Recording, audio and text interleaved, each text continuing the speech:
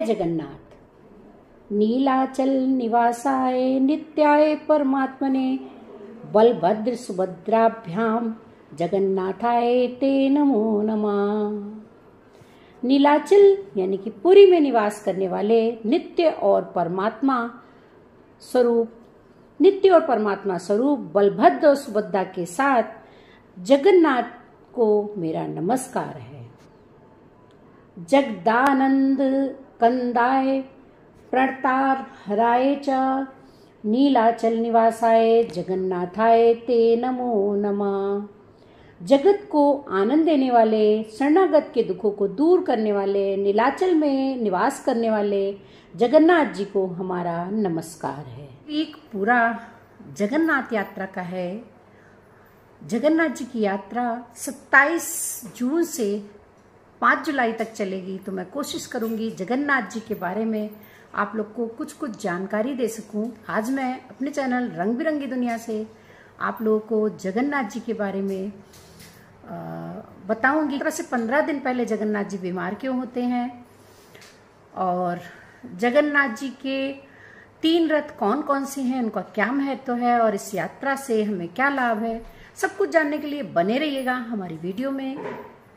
जय जगन्नाथ। इससे पहले अगर आपको हमारी वीडियो थोड़ी भी पसंद आती है, हमारी जानकारी थोड़ी भी पसंद आती है, तो प्लीज हमारे चैनल से जुड़े रहिएगा। हमारे चैनल को विद बेल आइकन सब्सक्राइब कर दीजिएगा, जिससे हमारी ऐसी ही वीडियो आपको सबसे पहले मिल जाए और आप उसका लाभ ले सकें।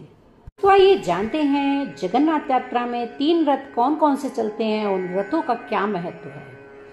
जगन्नाथ यात्रा में 3 रथ भगवान जगन्नाथ, उनके भाई बलभद्र और बहन सुभद्रा के होते हैं। यह यात्रा भगवान को गुडिंचा मंदिर तक ले जाती है, जहां वे कुछ दिन विश्राम करते हैं और फिर वापस जगन्नाथ मंदिर लौटते हैं। यह यात्रा भक्तों के लिए एक महत्वपूर्ण धार्मिक और सांस्कृतिक उत्सव भी है, जिसमें लाखों लोग शामिल होते हैं। पहला रथ बलभद्र का रथ, लाल ध्वज। यह रथ सबसे आगे चलता है और इसका रंग लाल और हरा होता है। दूसरा सुभद्रा जी का रथ, दर्पदलन। यह रथ बीच में होता है और इसका रंग लाल और काला होता है। जगन्नाथ जी का रथ, नंदी घोष। यह रथ सबसे पीछे चलता है और इसका रंग लाल और पीला होता है। तो जानते हैं क्या है इसका महत्व, धार्मिक और सांस्कृतिक ऐतिहासिक। जगन्नाथ यात्रा भगवान जगन्नाथ, बलभद्र, सुभद्रा की वार्षिक यात्रा का प्रतीक है, जो भक्तों के लिए एक पवित्र अवसर है। यह उत्सव सामाजिक और सांस्कृतिक कार्यक्रम है, जिसमें लाखों लोग भाग लेते हैं और यह समुदाय और एकता की भावना को बढ़ावा देता है। रथ यात्रा की शुरुआत एक पौराणिक कथा से जुड़ी है और यह सदियों से चली आ रही एक महत्वपूर्ण परंपरा है। आध्यात्मिक महत्व। भक्तों का मानना है कि रथ खींचने से उनके सारे पाप धुल जाते हैं और मोक्ष की प्राप्ति होती है।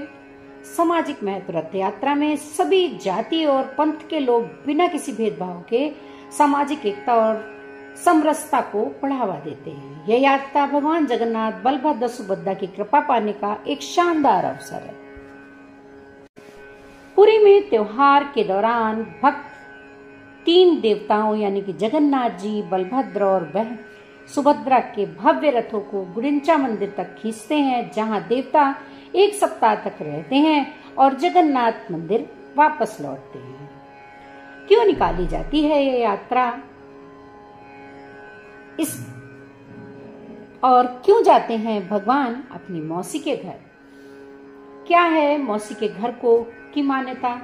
पौराणिक कथा के अनुसार भगवान श्री कृष्ण द्वारिका चले गए थे, जब उन्होंने राधा और ब्रजवासियों से वादा किया था कि वे हर साल एक बार उनसे मिलने आएंगे। इसी बहाने से यह रथ यात्रा जुड़ी हुई मानी जाती है, जिसमें भगवान जगन्नाथ अपने भक्तों के बीच आते हैं।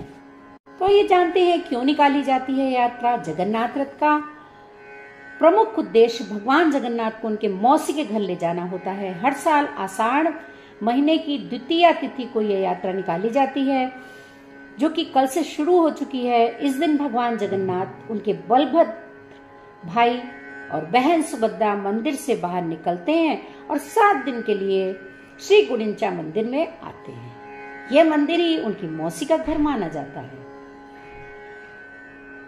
पौराणिक मान्यता के अनुसार जब भगवान श्री कृष्ण द्वारका चले गए थे तो राधा और ब्रजवासियों से वादा किया था कि उनसे मिलने जरूर आएंगे, और रथ यात्रा के बहाने वो मंदिर के बाहर आते हैं और सभी भक्तों के बीच उनसे मिलाप होता है।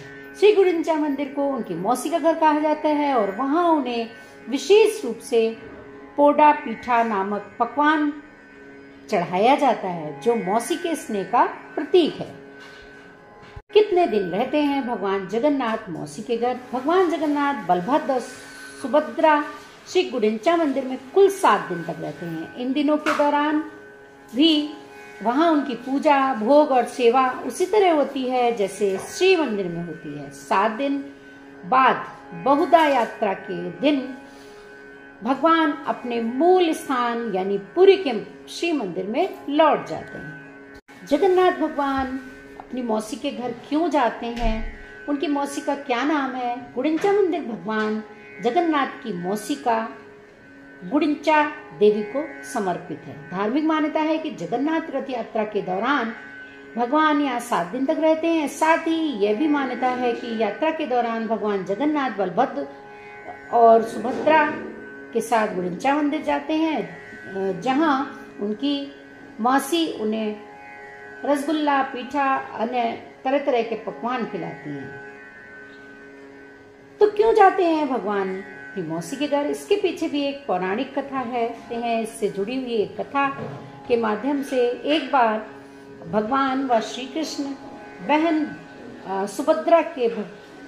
सुभद्रा ने भगवान जगन्नाथ से नगर को देखने की इच्छा प्रकट की। तब उनकी इच्छा को पूरा करने के लिए भगवान जगन्नाथ और बलराम सुभद्रा को रथ पर बैठाकर नगर दिखाने के लिए निकल पड़े। नगर भ्रमण के दौरान वे तीनों अपनी मौसी गुडिंचा के घर पहुंचे। तभी से जगन्नाथ यात्रा के दौरान भगवान जगन्नाथ अपनी मौसी के घर गुडिंचा मंदिर जाते हैं। ऐसा माना जाता है कि जगन्नाथ भगवान अपनी मौसी गुडिंचा देवी के घर इसलिए जाते हैं क्योंकि वे अपनी मौसी से बहुत प्रेम करते हैं और उनका सम्मान करते हैं। ऐसी मान्यता है कि भगवान जगन्नाथ अपनी मौसी के घर जाकर उनके द्वारा दिए गए पकवान और सेवा का आनंद लेते हैं। भगवान जगन्नाथ की पत्नी कौन है? भगवान जगन्नाथ की पत्नी का नाम लक्ष्मी है। पुरी के जगन्नाथ मंदिर में भगवान जगन्नाथ बलभद्र और सुभद्रा के साथ लक्ष्मी को उनकी पत्नी के रूप में पूजा जाता है। एक पौराणिक कथा के अनुसार लक्ष्मी जगन्नाथ जी के 9 दिन की यात्रा पर चले जाने से नाराज हो गई थी। जगन्नाथ मंदिर में लक्ष्मी को जगन्नाथ की पत्नी के रूप में मान्यता दी गई है और वे जगन्नाथ, बलभद्र और सुभद्रा के साथ ही पूजी जाती है। एक लोकप्रिय कथा के अनुसार रथ यात्रा के दौरान जब जगन्नाथ, बलभद्र और सुभद्रा गुडिंचा मंदिर जाते हैं तो लक्ष्मी क्रोधित हो जाती हैं और मंदिर के द्वार बंद कर देती हैं। जब जगन्नाथ वापस लौटते हैं तो उन्हें लक्ष्मी जी को मनाने के लिए जतन करने पड़ते हैं। इसके बारे में आगे की कथा मैं दूसरी वीडियो में बताऊंगी। तो उम्मीद करती हूँ आप लोग को ये छोटी सी जानकारी पसंद आई होगी। पसंद आई है तो प्लीज एक लाइक करिएगा और चैनल में अगर फर्स्ट टाइम विजिट किया है तो चैनल को विद बेल आइकन सब्सक्राइब करना बिल्कुल मत भूलिएगा। जय श्री कृष्णा, जय जगन्नाथ।